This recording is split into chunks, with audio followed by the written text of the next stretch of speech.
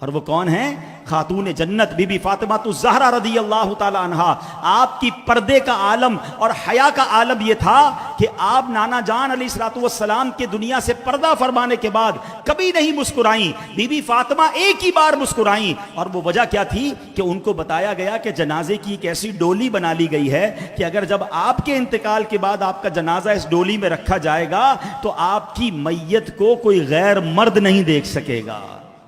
यानी खातूने जन्नत मुस्कुरा रही हैं कि मेरा जनाजा भी कोई गैर मर्द ना देख सके।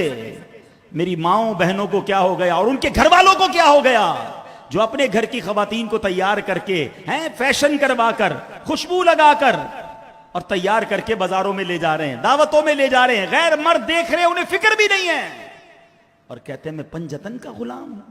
अपने आप से पूछिए ना, है इमाम हुसैन से मोहब्बत का ये दर्स नहीं कि हम मर्द होने के बावजूद हम भी जहां जहां हमारे लिए जरूरी है उस जगह पर हया करें, अपने अपने सितर की हिफाजत करें, बेपर्दगी से खुद भी बचें।